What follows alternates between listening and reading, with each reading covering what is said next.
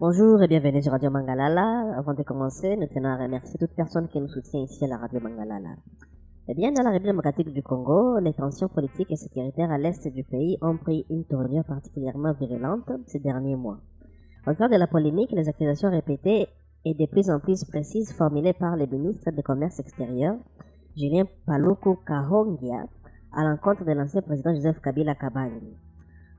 Ancien gouverneur du Nord Kivu pendant 12 ans et proche historique du régime Kabila, Paluku s'est mué en l'un de ses détracteurs les plus acerbes, l'accusant de haute trahison et de collusion avec le M23 et des sacrifices délibérés de la souveraineté nationale au profit du Rwanda. La prise de position de Julien Paluku ne date pas d'hier, mais elles ont gagné en intensité à partir de fin 2025. Notamment après la présence controversée de Joseph Kabila à Goma, alors sous influence rebelle. Dans une intervention remarquée sur la RTNC en novembre 2025, Paluku avait déjà qualifié le comportement de l'ancien chef d'État de haute trahison et impardonnable.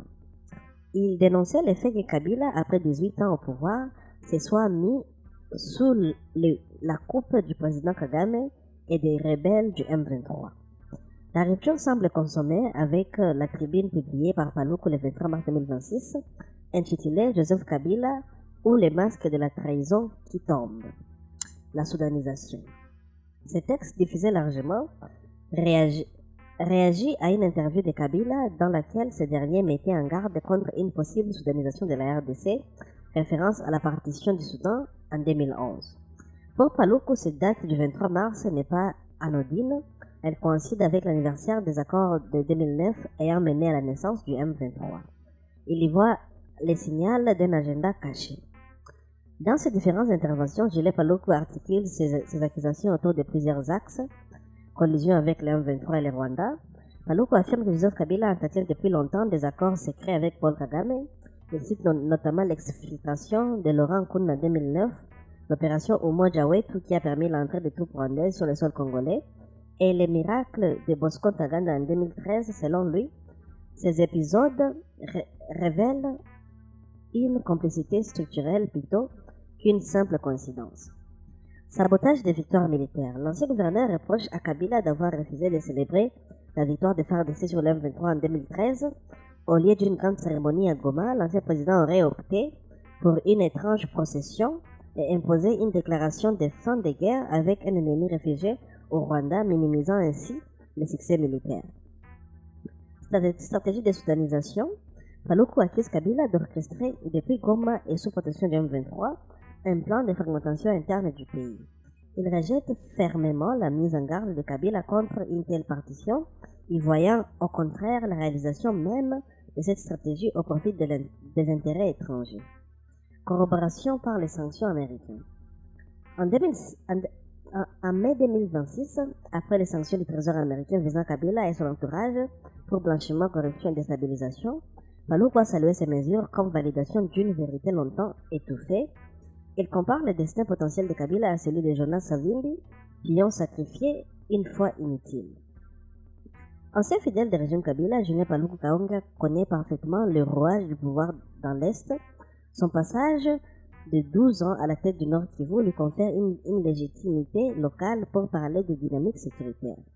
Son ralliement au camp Félix Tshisekedi après la retenance de 2018-2019 lui permet aujourd'hui de dénoncer ce qu'il décrit comme une infiltration de longue date de l'appareil d'État par des intérêts extérieurs. Pour Paluku, l'alternance a permis le démasquage progressif du système précédent. Il appelle à l'unité nationale derrière le président Tshisekedi et à une vigilance accrue des populations de Kivu face à toute tentative de déstabilisation interne. Ces accusations ont provoqué de vives réactions au sein de la classe politique congolaise. Les partisans de Kabila les rejettent comme une instrumentalisation politique au service du pouvoir en place, tandis que les camps Tshisekedi y voient la confirmation d'une trahison historique. Sur le terrain, elles interviennent dans un contexte de tensions persistantes à l'est, avec Goma et ses environs toujours marqués par l'instabilité. Joseph Kabila a de son côté démenti ces allégations, présentant ces déclarations comme un souci patriotique pour l'unité du pays. Il a qualifié les sanctions américaines d'injustifiées. Les charges portées par Julien Paluku contre Joseph Kabila dépassent les simples règlements de compte personnel. Elles révèlent des fractures profondes au sein de l'élite politique congolaise et la persistance des soupçons autour du rôle joué par les acteurs régionaux dans la crise de l'Est. Dans un pays où la mémoire collective garde les traces des guerres successives, ces accusations risquent de polariser davantage les débats publics. Alors que la RDC tente de consolider la souveraineté face aux menaces extérieures, la voix de Paluku, celle des noms de l'Est qui a longtemps servi sous Kabila, porte un poids symbolique fort. Elle pose la question centrale: jusqu'où les accords de coulisses ont-ils fragilisé la nation? L'histoire, comme le rappelle le ministre, sera le juge implacable. Eh bien, mesdames et messieurs, ça sera tout pour cet article réservé aux propos tenus par monsieur Julien Paluku, qui est actuellement ministre, contre son ancien boss. Pour la suite, restez connectés sur la radio Mangalala et nous prions encore toute personne qui nous suit de bien vouloir s'abonner à la chaîne. C'est l'unique manière de nous soutenir ici à la radio Mangalala. Vous savez, moi j'ai souffert plus que quiconque dans ce pays pour lutter contre ces rebelles du M23. Et il y avait un président à la tête de ce pays qui s'appelait Joseph Kabila, avec qui nous avons travaillé dans ce dossier. À tout moment, j'étais envoyé ici, j'étais sur la ligne de front, j'ai mobilisé la population là-bas.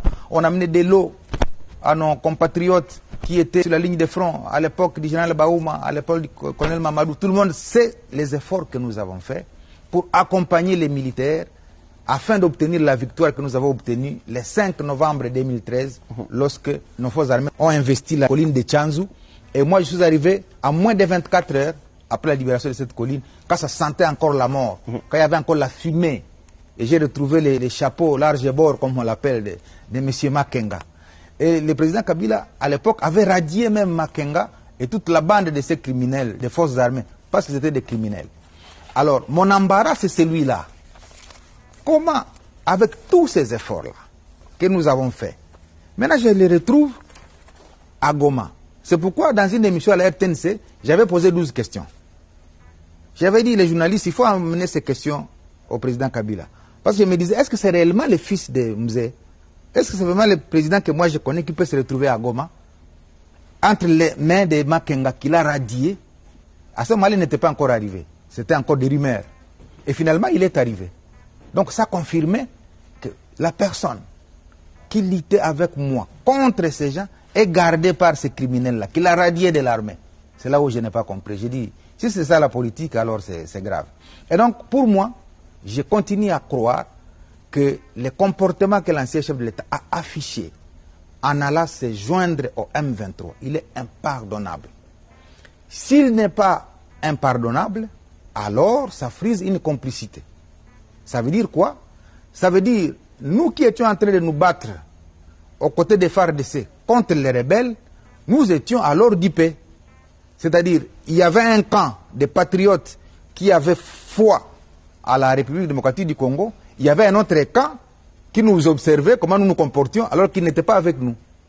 C'est peut-être ça la conclusion que je pourrais tirer de ces comportements. Parce qu'il est inacceptable, il est impardonnable qu'après avoir dirigé la République pendant 18 ans, on part être sous la coupe du président Kagame, sous la coupe des rebelles du M23, c'est eux qui vous gardent.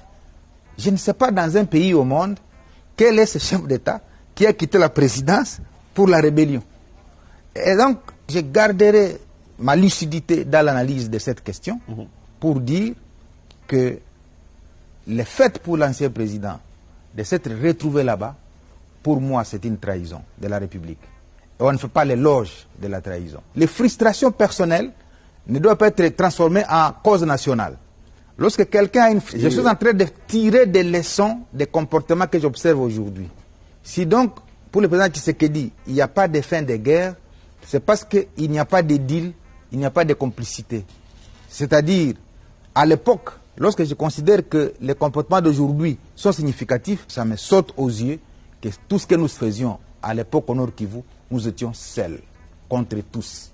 Et donc, je crois même que nous avons échappé belle parce qu'il y en a qui sont morts. Et je l'ai dit en connaissance des causes. Et c'est ça qui fonde ma détermination à me ranger derrière la République pour défendre la cause nationale Et je ne transigerai jamais sur mes moyens pour que je démontre à l'opinion que nous avons été floués pendant autant d'années, parce que ce qui s'est produit à Goma, c'est une haute trahison et c'est impardonnable pour cette République.